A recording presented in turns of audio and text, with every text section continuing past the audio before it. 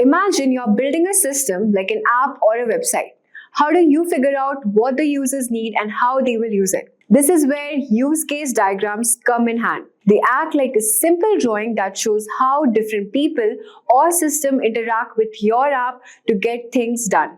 For example, if you're designing an online shopping app, a use case diagram can show you how a customer can browse products, add them in the cart, and make a payment. It's just like creating a story of how users interact with your system step by step. In simple terms, a use case diagram is a way to visually represent who will use your system. We call them actors, and what they will do. These are known as use cases. It gives you a clear picture of what your system should do and helps you plan how everything will work together.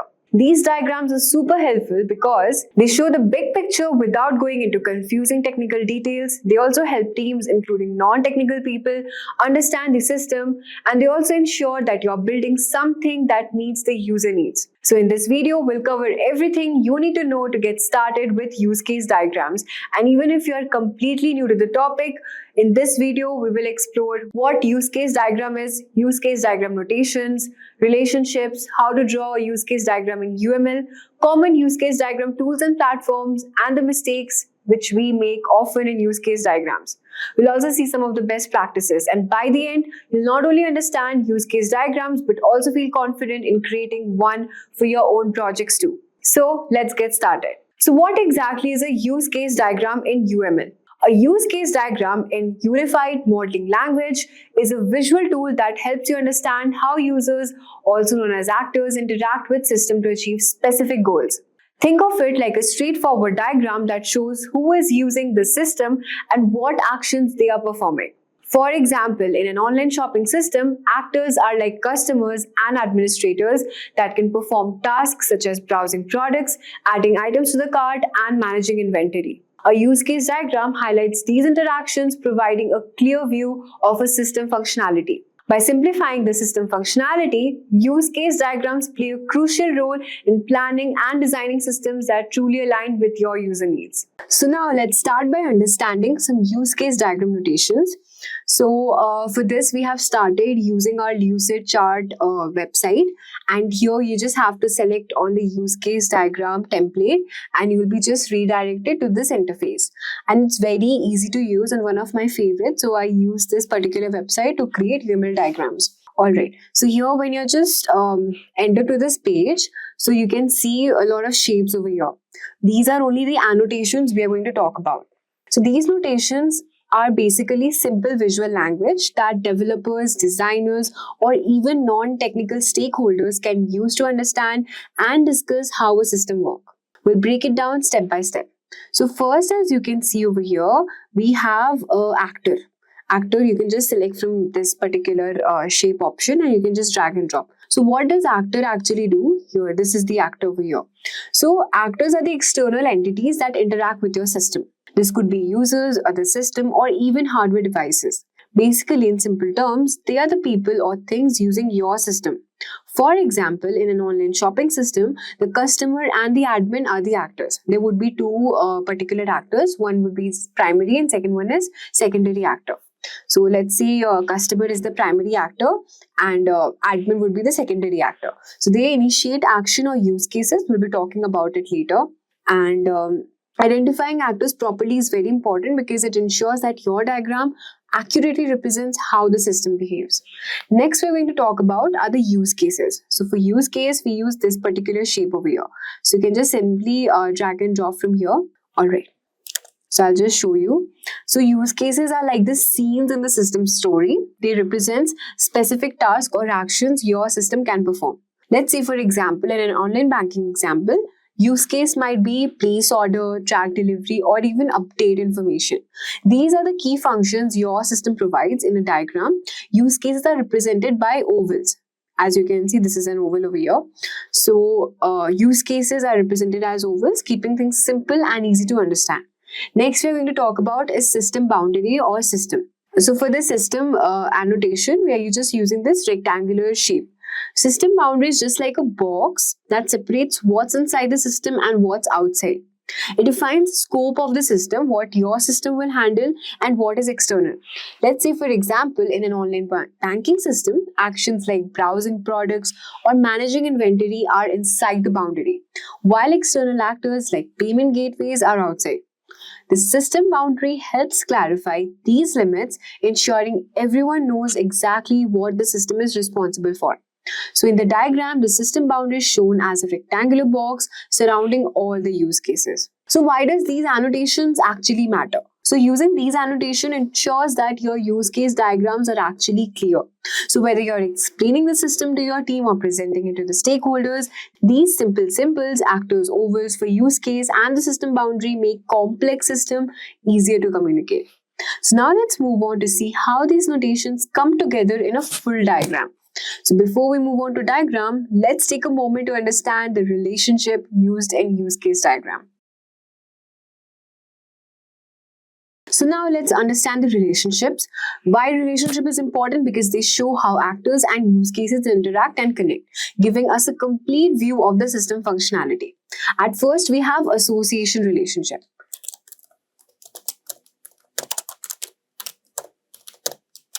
So this is an association relationship over here, and this is the most basic type of relationship. It shows the interaction or communication between an actor and a use case. You can see an actor is a customer over here in an online banking system. The customer would be the actor which interacts with the transfer funds over here. And the line between the two represents the relationship. This is the relationship, this arrow. Now the second relationship we are going to talk about is the include relationship.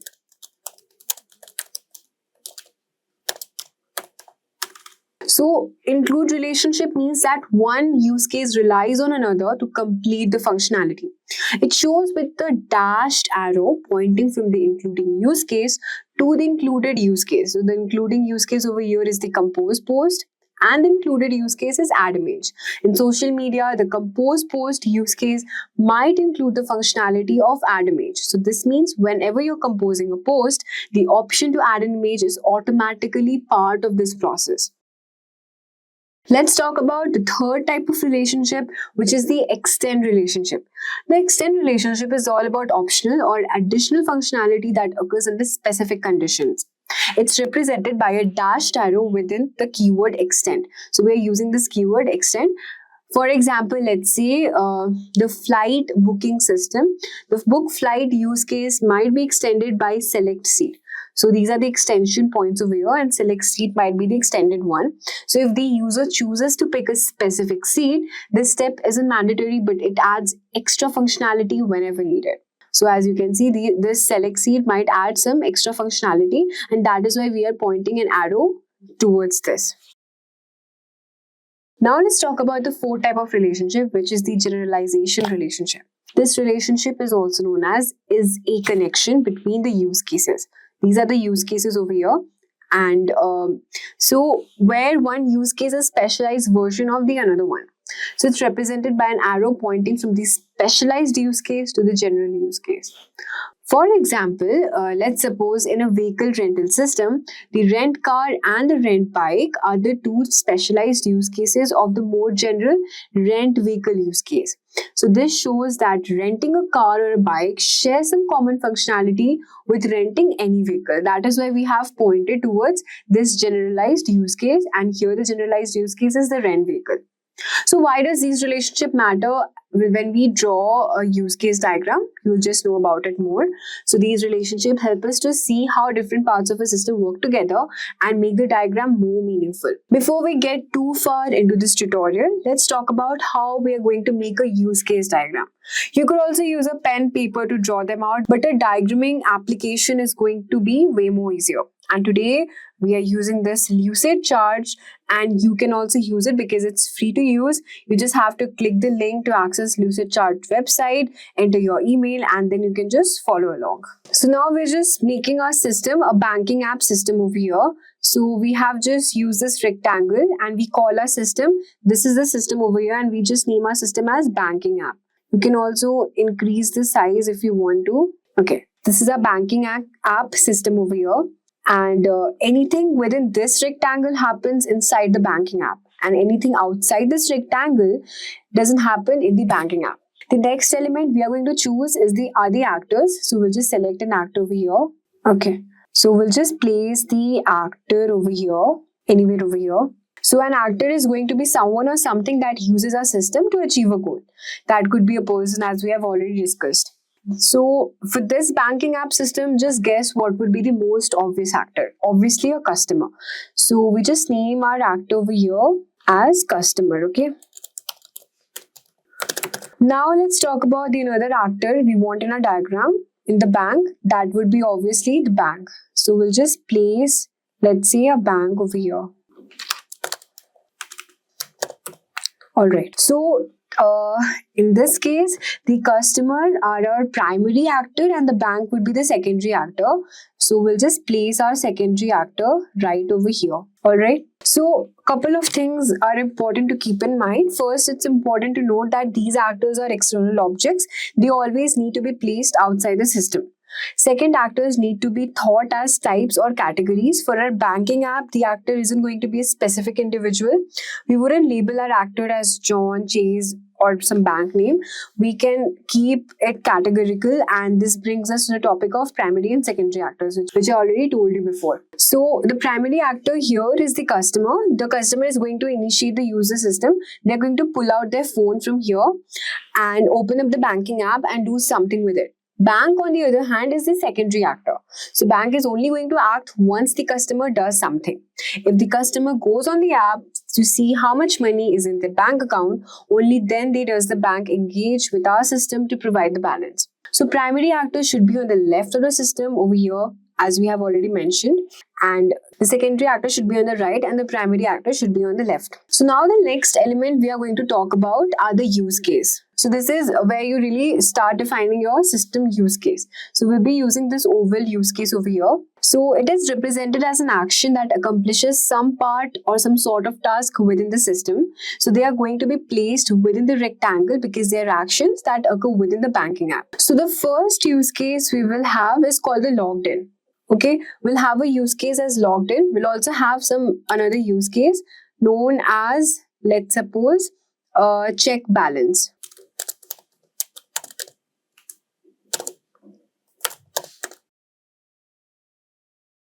Another called transfer funds also we can use for making our final payments. So let's suppose this is final payments.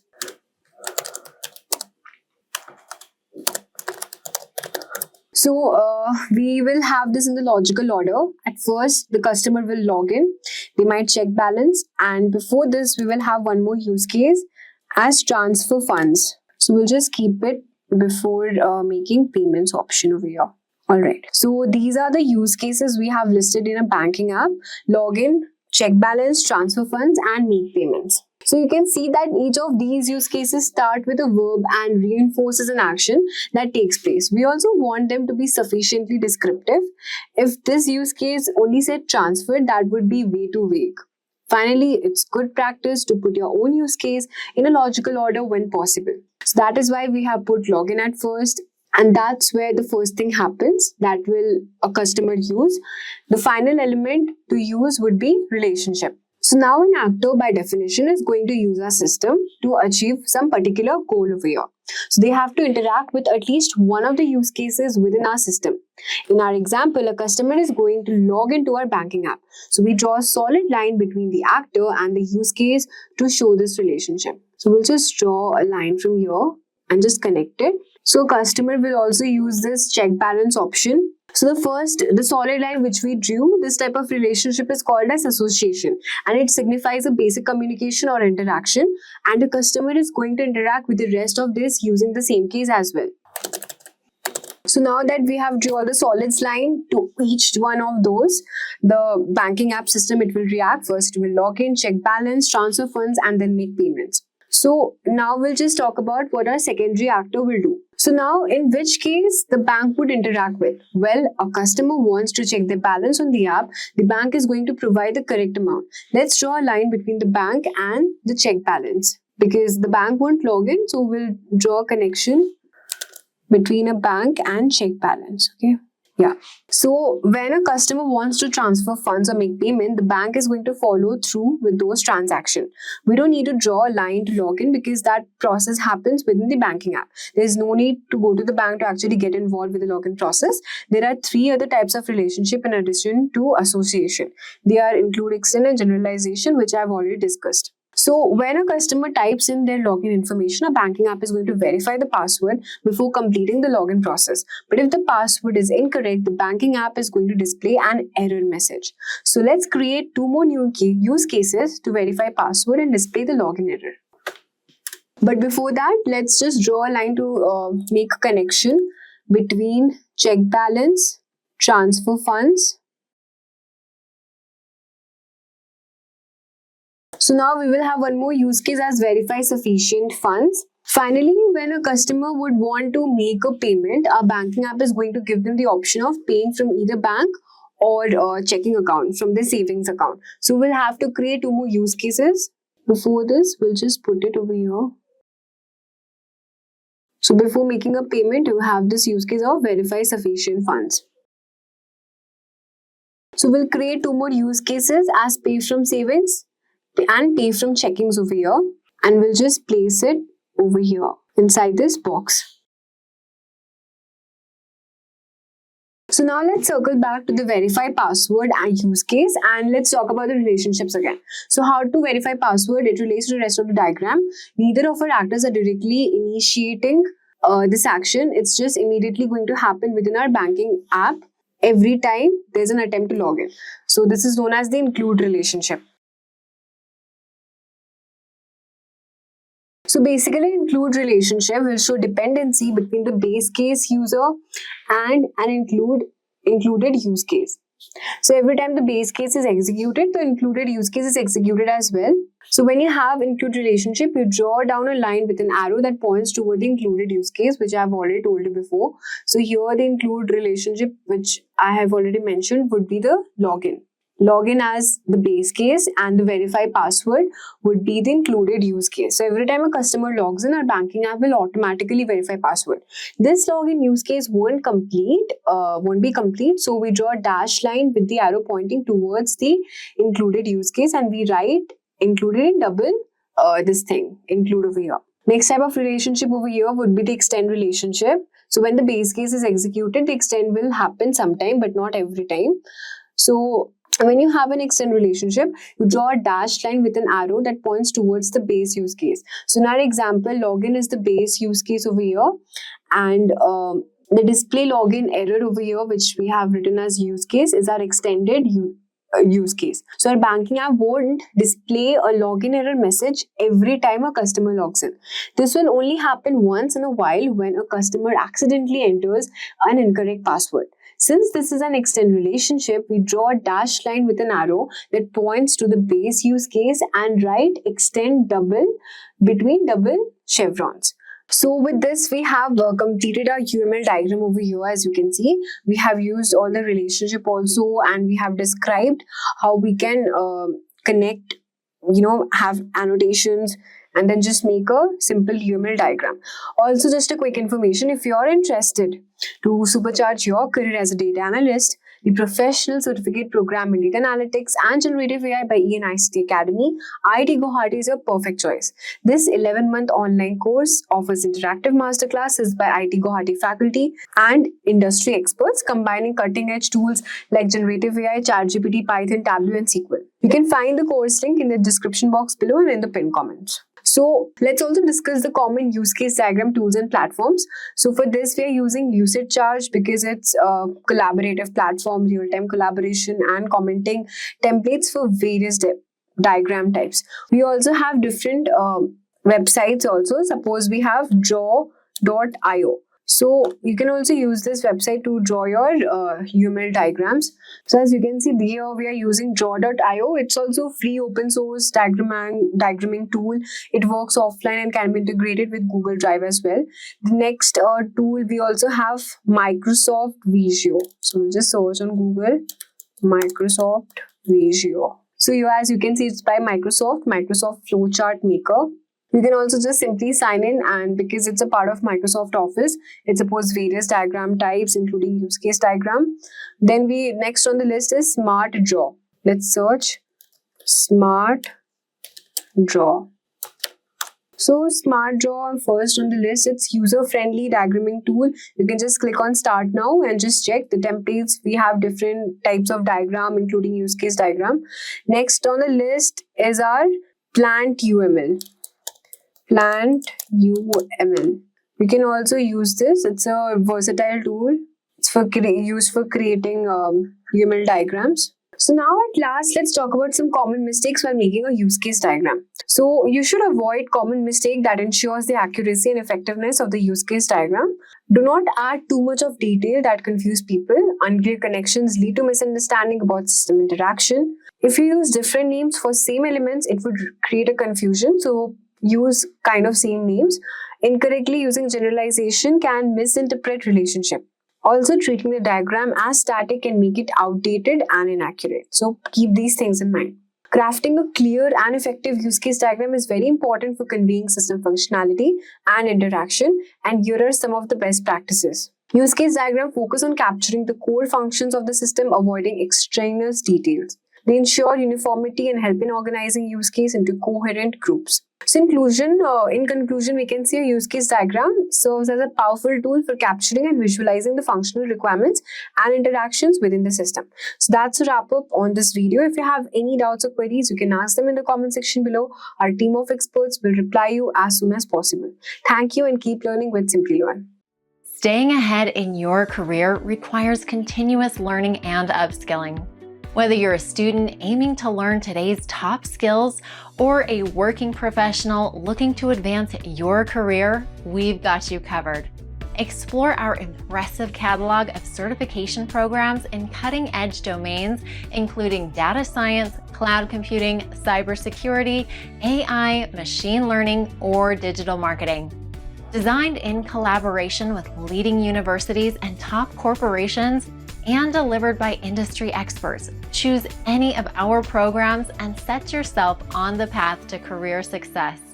Click the link in the description to know more.